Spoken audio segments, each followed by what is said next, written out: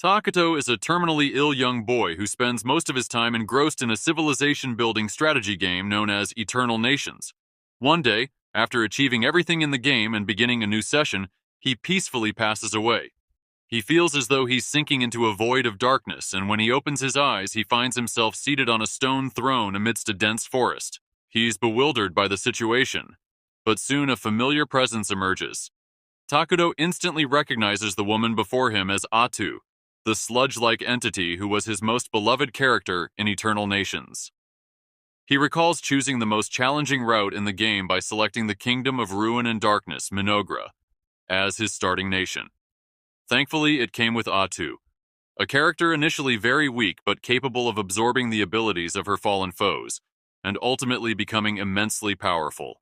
Atu addresses him as her king, prompting Takuto to wonder if this is an elaborate roleplay scenario he's supposed to go along with. But Atu reassures him, there's no need to overthink. She already knows everything about him, his name, and even the fact that he's never experienced the outdoors. He was a master-level gamer who completed the game on nightmare difficulty using the trickiest faction. Takuto is shocked that she knows not only about being a character within the game, but also his identity as a player. Atu explains that she remembers every one of their sessions, his strategies, his words through the screen, and even the more passionate things he did in her name. Takuto is overjoyed to be speaking face-to-face with his favorite in-game companion, but Atu insists she is even happier. He asks if this is heaven, wondering if she summoned him here, but she reveals that she too was summoned to this world.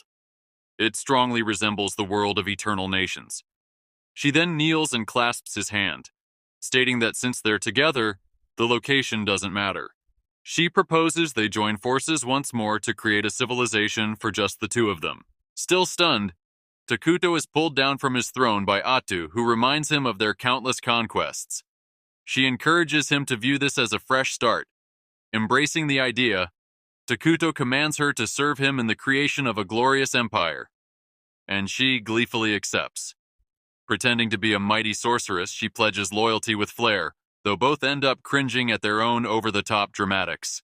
Takuto reminds Atu what their first move should be in Minogra. She confirms it. They'll become reclusive and conceal their existence from the world. Takuto then uses his emergency skill to summon a massive insect scout to survey the nearby territory. They reaffirm their core rule, stay hidden during the early stages, and scouts like this are key for gathering intel covertly. He sends the creature off and it zips away to complete its mission. Atu is taken aback at how well things are going in this unfamiliar world. Takuto explains that he can still share the bug's vision, just like in the game. He's already used half his mana to create the scout and wishes he had enough to summon a guardian, but right now that's impossible. Atu grows worried. She's currently weak and unable to protect herself, let alone him. Nonetheless, Takuto continues exploring via the bug's perspective, seeing nothing but dense woodland. Atu, disheartened by her helplessness, finds comfort when Takuto tells her that just having her there is enough. She beams with happiness. Suddenly, the bug spots a group of weary, malnourished dark elves. Atu remarks that this is good news. Dark elves are a neutral faction, albeit slightly aligned with neutral evil. Their kingdom, too, is aligned with Loki, neutral evil. The discovery unsettles Takuto. He begins questioning whether this world really mirrors Eternal Nations, worrying that the presence of another faction could mean doom for his kingdom. Atu reassures him. If danger arises, they'll simply escape together. Takuto agrees and decides to keep an eye on the elves while continuing to scout. As the elves perform rituals and celebrations, some of them unexpectedly approach Takuto and Atu. The encounter is mutual shock. Atu instinctively prepares to risk her life for her master's safety.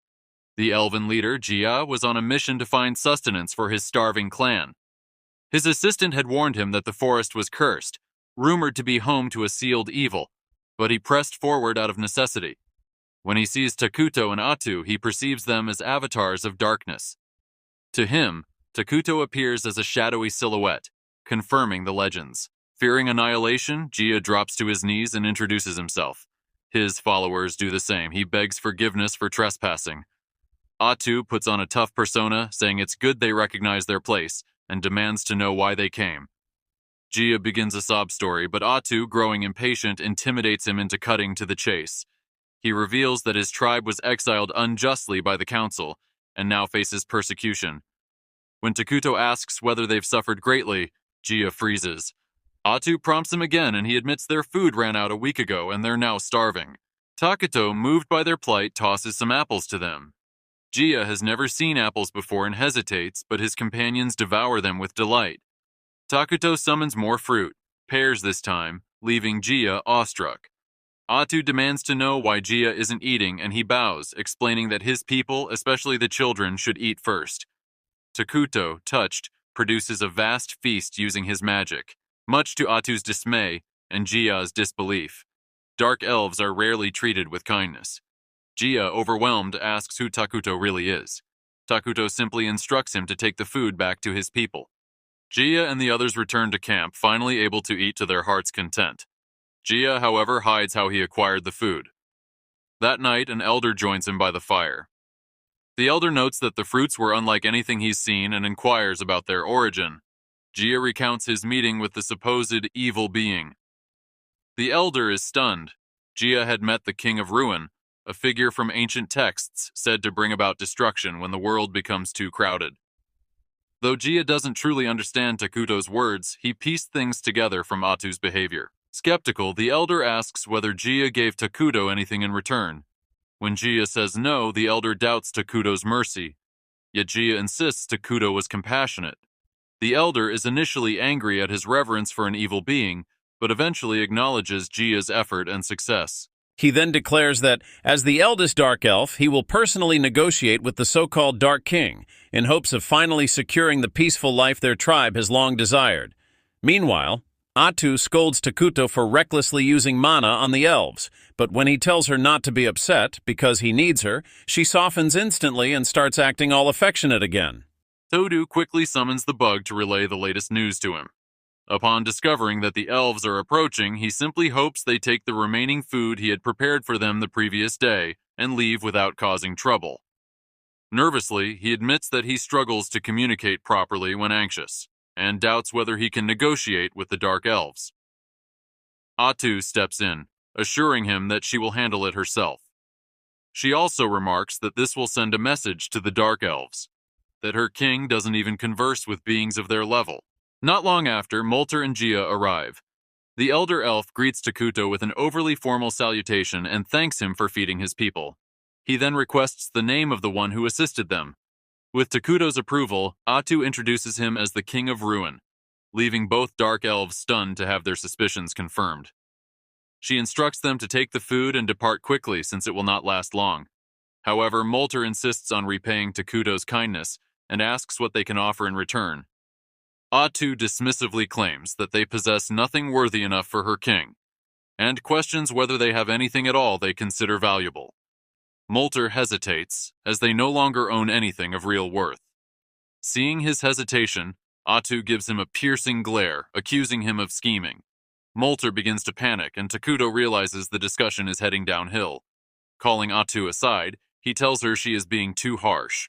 She retorts that the two of them are useless negotiators and would only hinder his path, suggesting instead that they kill them and display their heads as warnings. Takuto firmly rejects this extreme idea, telling her the elves merely wish to live peacefully and repay him in their own way. He proposes they ask for something the elves can give rather than handing out food for free, as it would foster better relations. Unable to argue, Atu agrees and announces that her king will accept their offerings. When Molter hears this, relief washes over him. It becomes clear to both Atu and Takuto that his nervousness stemmed from fearing Takuto as an evil tyrant. Atu scolds him for this, but then wonders what exactly they should request. Takuto suggests asking for information about the outside world. Molter eagerly agrees, vowing to share everything he has seen and heard in detail. Once the exchange is settled, Atu adds that Molter and his tribe must leave the forest afterward. Both Molter and Gia are shocked, pleading to remain under Takuto's protection. Atu warns them against greed if they value their lives. Gia starts to argue, but Molter silences him, urging obedience to the king's orders. As they prepare to leave, Takuto suddenly feels guilty about casting them out. An idea strikes him. He invites Molter and Gia to become his citizens. Both are stunned, but not as much as Atu, who demands to know what he's thinking. Takuto explains the refugee system from the game, allowing them to take in other races as citizens. Since Dark Elves are a neutral species, they could adapt to the kingdom's evil alignment and live peacefully with others there. Atu remains skeptical, noting that evil-aligned races often clash. But Takuto reminds her that their main race, the homunculi, grotesque, human-like constructs, aren't exactly pleasant company.